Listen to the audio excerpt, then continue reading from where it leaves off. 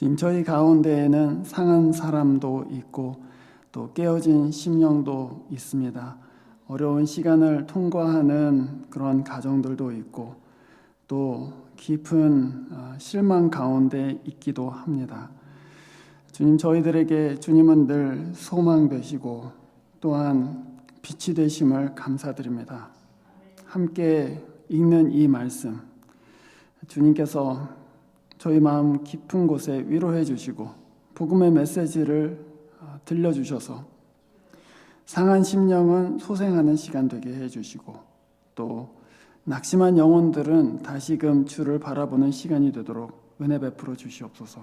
우리 주 예수 그리스도 이름으로 기도합니다. 아멘. 오늘 이 읽은 시편 42편의 말씀은 기도자가 굉장히 어려울 때에 하나님께 드린 기도이죠. 어려운 상황 올 때 다 그런 것은 아니지만 그런 시련들이 우리 삶에 찾아오지 않습니까? 다만 어려운 일이 아니라 우리 믿음을 흔드는 일들이 우리 삶 가운데 찾아올 때가 종종 있습니다. 그 상황 겪을 때 하나님이 멀리 계신 것 같죠. 기도하는데 기도가 전혀 하나님께 상달되는 것 같지 않습니다. 또 성경 읽고 또 경건생활 계속 잘하고 있는데도 불구하고 마음은 왜 그런지 계속해서 건조해지고 은혜가 메마른 것 같은 그런 때가 분명히 찾아옵니다. 그런데 여러분, 그런 어려운 시간이 찾아올 때 이런 시간이 온다는 것을 여러분은 아셔야 됩니다. 이런 시간이 와요. 그냥 항상 좋지 않습니다. 은혜가 갑자기 사라진 것 같은 그런 때가 신자의 삶에는 반드시 찾아옵니다. 그래서 그런 아주 건조한 때가 올 때 너무 놀라거나 또는 낙심하지 마시기를 바랍니다.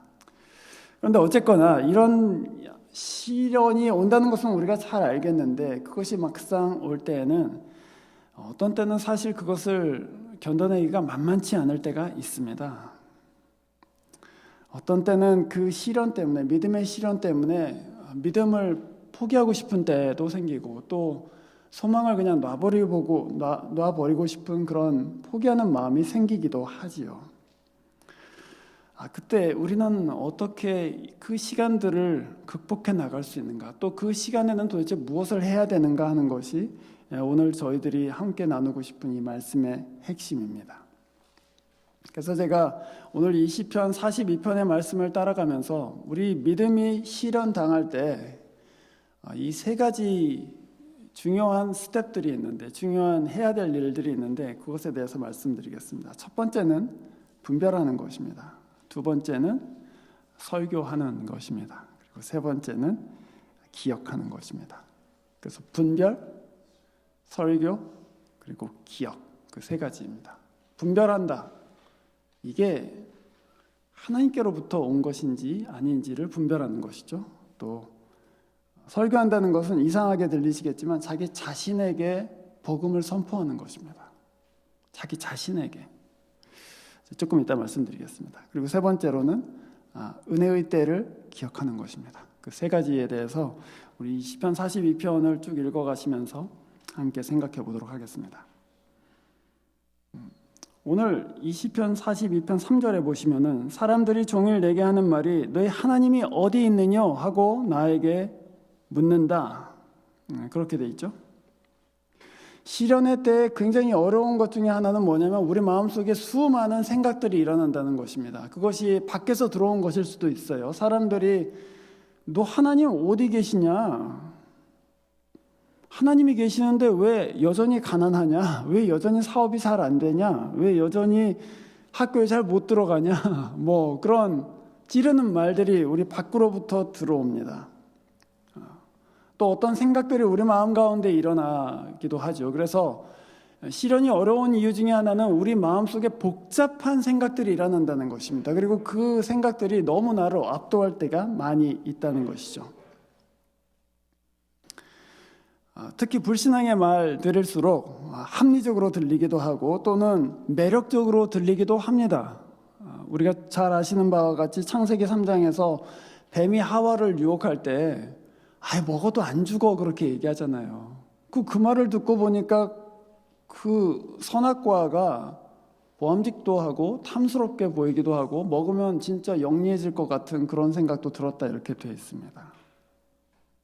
여러 가지 생각들과 말들이 우리 마음속에 떠오릅니다. 그런데 여러분, 우리가 실현의 때에 그 말들을 다 받아들이면 안 됩니다. 그 말들 중에 어떤 말이 하나님께로부터 온 말인지, 그 생각 중에 어떤 것이 주께로부터 온 생각인지를 분별하는 것이 굉장히 중요합니다. 왜냐하면 그 말들을 우리 마음속에 그냥 내버려 두면요, 그 말들은 계속해서 리플레이 되고 됩니다. 오늘 3절을 다시 보면 사람들이 종일 내게 하는 말이 너의 하나님이 어디 있느냐 이렇게 얘기했습니다. 여러분, 사람들이 진짜 하루 종일 너의 하나님이 어디 있냐고 물었을까요? 그 사람들 할 일 많은 사람들인데 못 쫓아다니면서 계속 하나님이 어디 있냐고 물었겠어요. 이 말은 지금 사람들이 종일 묻습니다 하는 말은 내 마음속에 그 말을 품고 있다는 얘기입니다. 그 말이 계속 리플레이 되는 거예요. 곱씹어보고 또 곱씹어보고 또 곱씹어보고 자기가 생각하고 있는 거예요. 사실은 이거를 분별해서 이게 하나님께로부터 온 말이 아니구나 그러고서 끊어버리는 게 아니고 그걸 마음속에 품고 있는 거예요. 그런데 그것이 계속해서 반복되고 재생되면 내 마음속에서, 그럼 그 말은 내 말이 됩니다. 그게 다른 사람으로부터 온 말인데도 내 안으로 들어와서 진짜 하나님이 어디 계신지 모르겠어 이렇게 자기 생각이 되기 시작하죠. 그러면 그 말은 반드시 우리의 믿음을 무너뜨립니다. 그게 10절 말씀이죠. 내 뼈를 찌르는 칼같이 내 대적이 나를 비방하여 내게 말하기를 네 하나님 어디 있냐 이렇게 말한다고 그랬어요. 그거 여러분 분별하셔야 됩니다. 이 말이 하나님께로부터 온 말이 아니면은 거부하셔야 됩니다. 그렇지 않으면 그 말이 여러분 안에서 계속 남아서 찌르는 칼과 같이 여러분의 믿음을 무너뜨리고 여러분의 하나님을 향한 신뢰를 무너뜨리곤 하는 것이 정말 문제이죠. 마치 트로이의 목마 아시죠? 트로이의 목마를 그냥 아무 생각 없이 성 안으로 데리고 들어왔다가 어떻게 됐습니까? 그 목마 안에서 우르르 병사들이 쏟아져서 안으로부터 다 망해버렸죠. 마찬가지입니다. 실현의 때에는 여러 가지 생각들, 불신앙적인 생각들이 우리를 괴롭히는데 그때 첫 번째 기준은 이것이 어디로부터 온 말인가 하는 것을 물어야 됩니다. 이것이 하나님께로부터 왔냐? 아니면 그냥 밖에서 온 말이냐? 그리고 두 번째로는 이 말이 결국 나를 어디로 인도하는가를 물으셔야 됩니다. 이것이 나를 점점 하나님으로부터 나를 밀어내고 있는가? 아니면 하나님을 믿는 자리로 계속해서 나를 인도하고 있는가? 나를 하나님께로부터 멀어지게 하는가? 아니면 하나님께 가까이 가게 만드는가? 하나님을 더욱더 신뢰하게 만드는가? 아니면 하나님을 점점 더 믿지 못하게 만드는가? 그 질문을 해보세요. 그리고서 만약에 그것이 나를 점점 하나님께로부터 멀어지게 만드는 말이라면 분별하시고 차단하셔야 됩니다. 나가라. 첫사람이 타락한 이유를 여러분은 잘 아실 것입니다. 아담은 아내의 말을 들었고 아내는 뱀의 말을 들었기 때문입니다. 하나님이 말씀하신 것을 귀 기울여 듣기보다는 그 소스가 다른 것인데, 다른 근원에서 온 것인데 그것을 들었고 그것을 마음에 품었고 그래서 자기 생각이 돼버린 거예요. 그래서 진짜 괜찮을 것 같다 먹어도 그런 생각이 든 것이죠. 여러분, 우리의 생명이 어디 있습니까? 우리 그냥 먹는 데 있지 않잖아요? 우리의 생명은, 우리 영적인 생명은 우리를 향해서 자비한 마음을 품고 계시는 그 하나님의 말씀을 듣는 데 있는 것이죠. 그래서 이것이 어디로부터 온 것인가를 여러분 분별하시기를 바랍니다. 그게 첫 번째예요. 이 말이 어디서 왔는가? 두 번째는 5절 말씀입니다. 5절 말씀을 보시면 네 영혼아 네가 어찌하여 낙심하며 어찌하여 내 속에서 불안하여 하는가? 너는 하나님께 소망을 두어라. 그렇게 말합니다. 여러분, 이 5절에서 말하는 사람이 누구입니까? 이 5절에서 지금 누가 얘기하고 있습니까? 헷갈리시죠? 내가 얘기하고 있는 것이죠. 내가 누구한테 얘기하고 있습니까? 내가 나한테 얘기하고 있습니다.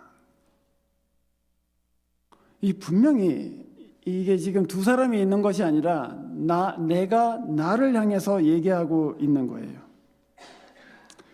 시련의 때에는 우리 영혼의 귀를 기울이는 것이 아닙니다. 사실은 특별히 시련의 때 뭐 너의 마음의 귀를 기울여라 하는데 그 말은 여러분 자칫 잘못하면은 아주 큰일 날 말입니다. 왜냐하면 우리 마음처럼 간사한 것이 없기 때문이에요.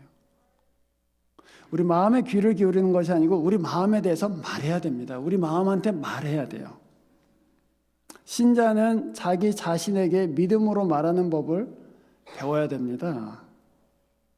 왜냐하면 그 믿음은 들음에서 시작하는데 그것이 반드시 다른 사람으로부터 듣는 것만을 의미하지는 않아요. 우리가 우리 자신에게 복음을 말할 수 있고 또 우리 영혼에게 하나님의 말씀을 들려줄 수가 있는데 그것이 지금 이 시편 기자가 5절에서 하고 있는 것이죠. 마음의 소리에 귀를 기울이지 마시고 여러분이 믿는 바를 하나님 안에서 여러분이 붙들고 있는 소망을 여러분이 하나님 안에 믿고 있는 것을 자기 자신에게 말씀하십시오. 말하자면 5절 말씀처럼 내 영혼아 어찌하여 네가 낙심하며 어찌하여 불안해하는가 너는 하나님께 소망을 두어라 이렇게 되어 있습니다. 이렇게 물었어요. 너 왜 낙심하고 있냐? 자기가 자기한테 묻는 거예요. 너무 중요한 질문이죠? 너무 중요한 질문이에요. 너 지금 낙심하고 있는 근거가 뭐냐? 그렇게 묻는 거예요. 이거 그냥 수사학적인 질문이 아닙니다.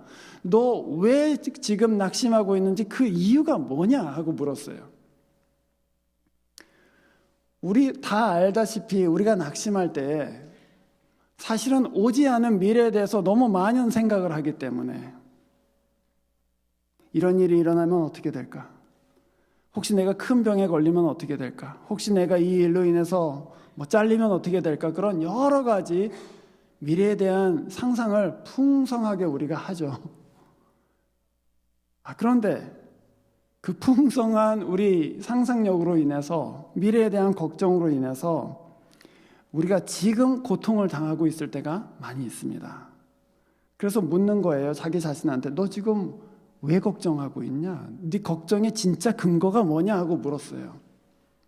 그럼 여러분 많은 경우에 우리가 사실은 그렇게 걱정할 필요는 없는데 사실은 내가 지금 너무 상상해서 걱정하고 있는 것이지 지금 그렇게 걱정할 이유가 없는데 하는 것을 알게 되죠. 장래는 하나님께 속한 것 아닙니까, 여러분? 예레미야 29장 11절 내가 너희를 향한 생각은 미래와 소망을 주려 하는 것이다 그렇게 얘기했잖아요. 그러니까 미래는 누구한테 속해 있습니까? 하나님께 속해 있는 것이죠. 하나님이 주시는 것이 미래이죠. 찬스에 달려있는 것이 아닙니다. 하나님께 속해 있어요. 그러니까 미래를 내가 불안하게 상상하고 있다면 그래서 그것 때문에 내가 지금 고통받고 있다면 끊어야 되는 것입니다. 그거 아니구나. 내가 걱정하고 있는 근거가 너무 빈약하구나. 사실은 하나님께 내 미래를 맡겨야 되는 것이구나 하고 깨닫게 되는 것이죠. 그게 첫 번째 단계입니다. 왜 불안해하고 있냐? 그러고 나서 두 번째로 이렇게 말하죠. 5절 말씀입니다. 너는 하나님께 소망을 두어라 이렇게 얘기했어요. 다른 사람이 우리한테 그렇게 격려할 수 있죠. 그렇죠? 하지만 우리도 우리 자신한테 그렇게 믿음의 말을 할 수 있어야 돼요. 너 소망을 하나님께 두어라 그렇고. 지금 한번 해보시죠. 크게 하실 필요는 없지만 여러분의 이름을 스스로 부르시면서 조장호, 네 소망을 하나님께 두어라. 잠깐 연습해 보실까요? 지금 여러분 자신한테 말씀해 보세요. 조장호, 너 소망을 하나님께 두어라. 자기가 어려울 때 자기 자신에게 믿음을 선포할 수 없다면 다른 사람한테 어떻게 그렇게 얘기할 수 있어요? 그렇잖아요? 다른 사람이 소망이 없이 막 낙심하는 걸 보면 안 됐다, 진짜 죽을 것 같아, 이렇게 되잖아요. 그러나 자기가 그 어려운 시간들을 겪을 때 조장호, 너 소망을 하나님께 둬야지 하고 자기 자신에게 믿음의 말을 했던 사람은 다른 사람이 그런 어려움 겪고 있을 때 말할 수 있어요. 집사님, 소망을 하나님께 두세요. 장래는 하나님께 달린 거잖아요. 믿음의 말을 여러분 자신에게 먼저 선포하시기를 바랍니다. 그러고 나서 다른 사람도 세울 수 있어요. 그렇게 이제 하나님께 소망을 두라고 했습니다. 그 말은 뭐냐면 네가 지금 걱정하고 있는 이 염려로부터 장래의 소망을 주시는 하나님께로 너의 눈을 돌려라, 그런 말씀이죠. 그걸 들었습니다. 그걸 듣자 5절 맨 마지막에 이렇게 얘기했죠. 내가 여전히 하나님을 찬송하리로다, 이렇게 얘기했어요. 마음을 정했어요. 난 마음을 정했다. 나는 이 시련 가운데서 하나님을 찬송하기로 마음을 정했다, 그거예요. 나는 슬퍼하지 않기로 했다. 나는 낙심하지 않기로 했다. 나는 장래를 하나님 손에 맡기기로 했다. 그래서 나는 찬송하기로 내 마음을 결정했다, 그것입니다. 그 말, 내가 나에게 전달한 믿음의 말을 듣고 내 영혼이 이상하게도 그 어두운 가운데서 빠져나오기 시작합니다. 그것이 6절 말씀이죠. 내 하나님이여, 내 영혼이 내 속에서 낙심이 되므로 내가 요단 땅과 헤르몬 산과 미살 산에서 주를 기억합니다. 이렇게 되어 있습니다. 잘 6절을 읽어보시면 좀 이상합니다. 내가 낙심이 되기 때문에 주를 기억한다, 이렇게 되어 있어요. 이상한 말이죠. 여러분, 낙심이 되면 보통 뭐 합니까? 낙심이 되면 다 집어치게 돼 있어요. 에이씨, 안 해. 에이, 그냥 안 해. 안 가. 뭐 다 때려쳐. 이렇게 되지. 기억해야지. 그런 사람이 어디 있어요? 그런 사람은 없습니다. 낙심이 되는데 주를 기억한다. 이거는 믿음으로 바뀌었다는 얘기예요. 지금 사실은 5절 때문에 6절이 가능한 것이죠. 내가 내 자신에게 복음을 선포했기 때문에 그 말을 듣고 내가 어려울 때에, 내가 낙심될 때에 주를 기억해야지, 그렇게 되는 거예요. 그래서 우리 두 번째 단계는, 아까는 분별하라고 했잖아요. 두 번째 단계는 기억하는 것입니다. 무엇을 기억하느냐? 6절을 자세히 읽어보시면 내가 요단 땅과 헤르몬 미살산에서 주를 기억합니다, 이렇게 되어 있습니다. 7절 주의 폭포 소리에 깊은 바다가 서로 부르며 주의 모든 파도와 물결이 나를 휩쓸었습니다, 이렇게 얘기해요. 요단은 잘 아시는 대로 이 팔레스타인에서 가장 낮은 지점입니다. 왜냐하면 요단 강이 흐르잖아요. 가장 낮은 지점이에요. 그런데 여기 나오는 헤르몬이라는 곳, 거기는 산을 의미합니다. 헤르몬산이라고 지금 가도 9,000feet이 넘는 산입니다. 굉장히 높은 산이죠.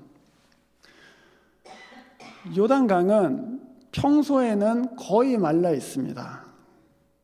왜냐하면 그 팔레스타인이 굉장히 건조한 지역이기 때문에 물이 부족한 지역이잖아요. 그래서 요단 강이라고 되어 있지만 사실 1년 내내 강이라기보다는 그냥 조그만 개울에 불과한 그런 곳이죠. 그런데 이 요단 강이 봄이 되면은 이 범람합니다. 강 두 개까지 물이 다 차오르고 막 엄청나게 물이 나오게 되는데, 그 이유는 뭐냐면은 봄에 헤르몬산에 있는 그 눈이 다 녹아서 밑으로 이제 내려오기 시작하기 때문이에요. 그걸 기억한다는 것입니다. 1절에서 시편 기자는 이렇게 얘기했죠. 사슴이 시냇물을 찾기에 갈급함 같이 내 영혼이 주를 찾기에 갈급합니다. 요단강에 가봐도 물이 없다, 이거예요. 사슴이 시냇물을 찾듯이, 건기에 막 시냇물을 찾듯이 갈급한데, 내가 낙심될 때 그 기억했다는 거예요. 하나님의 은혜 베푸신 나를 기억했습니다. 그 얘기예요. 그가 한때 나에게 그런 은혜를 베푸셨지 하는 것을 기억했어요. 그가 마치 헤르몬산에서 눈 녹은 물이 흘러내려와서 요단강을 넘치게 하듯이 내 삶에도 그렇게 하나님께서 은혜 베푸실 때가 있었지 기억했어요. 여러분은 언제 주의 은혜를 그렇게 넉넉하게 받아보셨습니까? 여러분은 인생의 어느 낙심할 때 다시 돌아가고 싶은 하나님의 은혜의 때가 있으십니까?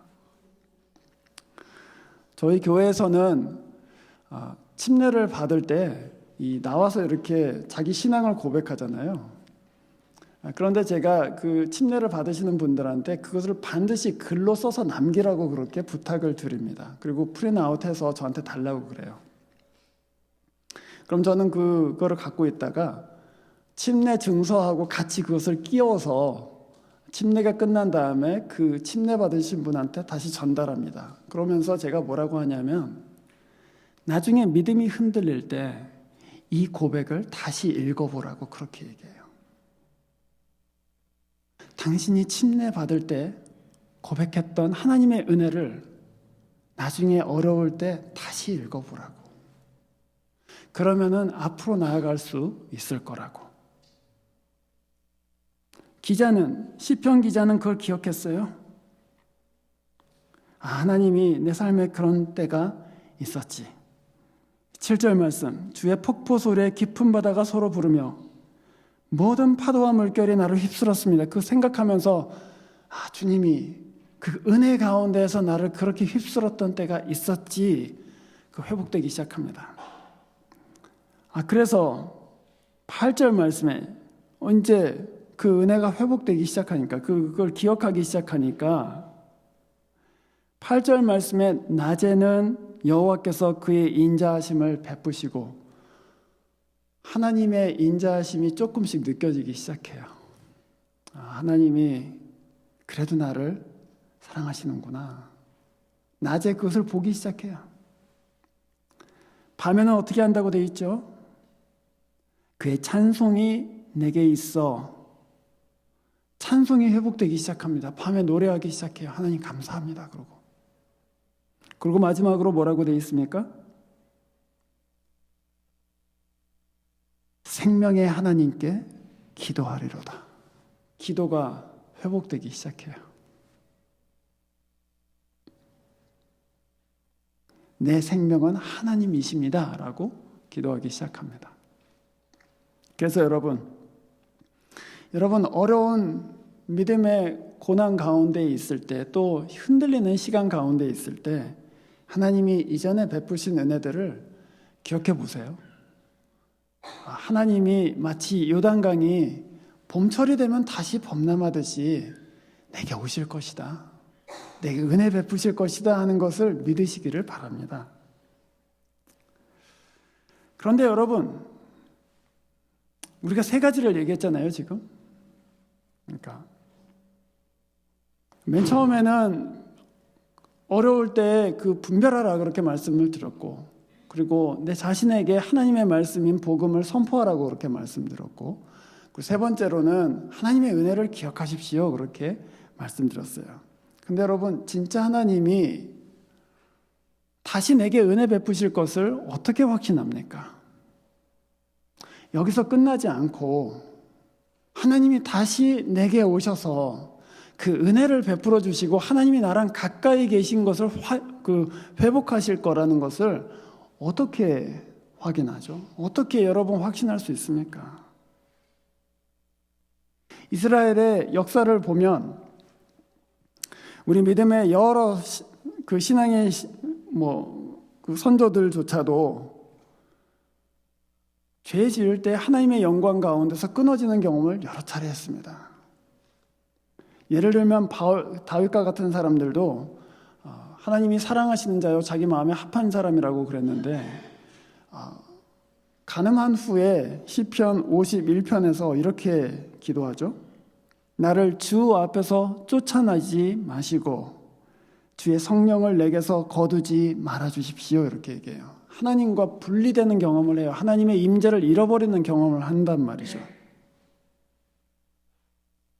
또한 여러분이 3절 아까 말씀을 저와 같이 읽으셨는데 그 시편 기자의 주변에 있었던 사람들은 너 하나님이 어디 있냐 이렇게 물었어요. 어디에 있냐? Where? 그러고 물었죠. 그런데 2절에 보세요. 시편 기자는 그것이 장소에 관한 문제가 아니라는 것을 이미 알고 있습니다. 이 사람은 뭐라고 하냐면 내가 어느 때에 나아갈꼬 그렇게 얘기했어요. 사람들은 하나님을 잘 알지 못하기 때문에 어디 있냐 이렇게 묻지만 신자는 그 나한테 달린 문제가 아니다라는 것을 금방 알고 있어요. 내가 어디로 가야지 하나님을 만나는 그런 게 아니다. 하나님이 내게 오셔야지만 만날 수 있는 것이다. 그래서 그것은 장소의 문제가 아니라 때의 문제라는 것을 알고 있어요. 그러면 하나님이 나한테 다시 오실지를 어떻게 아냐 그거예요. 또 내가 이렇게 죄 가운데 있는데 내가 이렇게 연약함 가운데 있는데 하나님이 내게 다시 오셔서 그 임재를 내게 보여주시고 은혜 베푸실 것을 내가 어떻게 확신할 수 있겠는가? 그것이 문제죠.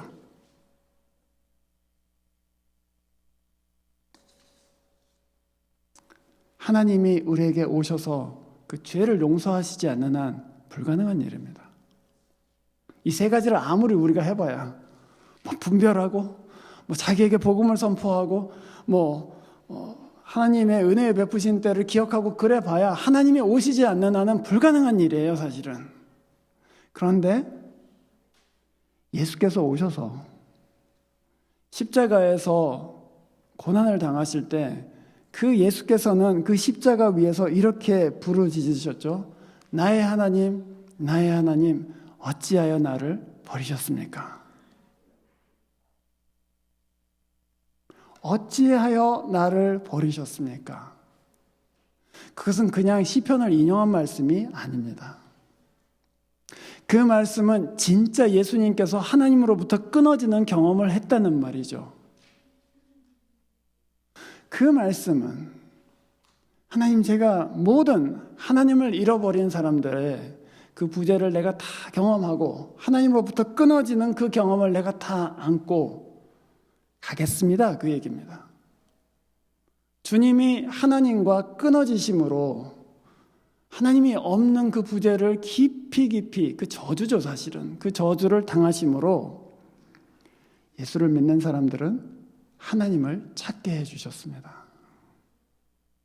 그가 하나님의 부재를 경험하셨기 때문에 우리는 하나님의 임재를 잃어버리지 않습니다. 그 예수가 하나님으로 우리 가운데로 오셨고 그 예수께서 우리가 하나님을 잃어버리지 않도록 우리 죄의 결과인 하나님이 없어지는 것, 하나님과 분리되는 것을 몸소 다 겪으셨죠. 그렇게 하심으로 그 예수는 우리를 하나님이 없는 삶으로부터 건져내 주셨습니다. 그래서 확신할 수 있는 거예요. 내가 지금 하나님과 멀리 있는 것 같이 생각되어도 주 예수께서 그것을 다 짊어지셨기 때문에 하나님이 결코 나를 버리시지 않는다는 것을 확신합니다. 그러면 그 마지막 단계였던 그 기억, 무엇을 기억할 것인가? 아까 제가 여러분한테 여러분이 하나님의 은혜를 받은 것은 언제였습니까? 이렇게 질문 드렸는데 아마 여러분 가운데 어떤 분들은 목사님 사실은 저는 그런 경험이 없습니다. 이렇게 대답하실 분도 있으실 것입니다. 그러나 여러분 우리가 진짜 기억해야 될 그 하나님의 은혜 베푸신 때는 물론 우리 삶 가운데 여러 가지 은혜의 체험들이 있지만 사실은 그것이 중요한 게 아니고 진짜 우리가 기억해야 되는 하나님의 은혜가 폭포수와 같이 내려온 것은 그리스도께서 우리를 위하여 죽으실 때입니다. 그가 우리를 위하여 생명을 주신 그때 그걸 다시 기억하는 거예요. 사실은 그가 나를 위해서 죽으셨다는데 그가 나를 위해서 다 짊어지셨다는데 오늘 이 시련이 이 어려움이 과연 이게 하나님이 없다고 내가 말할 수 있는 것인가?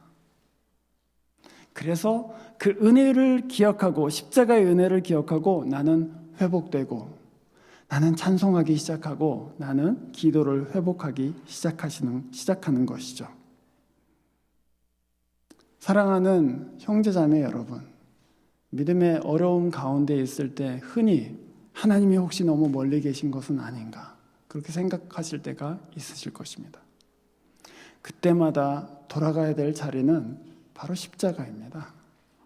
주 예수께서 여러분을 위하여 저주를 다 짊어지시고 하나님 없이 사는 인생을 그렇게 되지 않도록 여러분을 철저하게 보호하셨다는 것을 믿으시기를 바랍니다. 그 믿음을 여러분의 영혼에게 선포하세요. 하나님이 절대로 나를 버리시지 않는다. 그리고 그 말과 다른 모든 종류의 말을 여러분 마음 가운데서 분별하시고 끊어내세요. 그것은 거짓말이다. 그것은 사단이 주는 말이다. 그건 네 생각이다. 하나님은 결코 나를 포기하시지 않으신다. 그렇게 해서 이 믿음의 시련 가운데 있을 때 넘어지거나 실족하는 것이 아니라 주 예수 앞으로 여러분을 지극히 사랑하고 계시는 그 하나님 앞으로 언제나 나오시기를 주의 이름으로 축원합니다. 기도하겠습니다.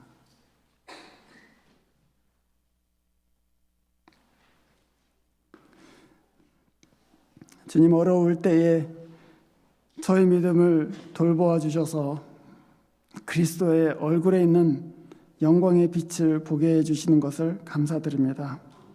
마음 어두워서 낙심할 때마다 소망이 되시는 그리스도를 계속해서 바라볼 수 있도록 우리 마음 가운데 믿음 더하여 주시고, 또한 실망하고 낙심한 형제와 자매들을 믿음의 말로, 소망의 말로 위로할 수 있도록 저희들에게 은혜를 또 지혜를 더하여 주시옵소서. 주 예수 그리스도 이름으로 기도합니다. 아멘.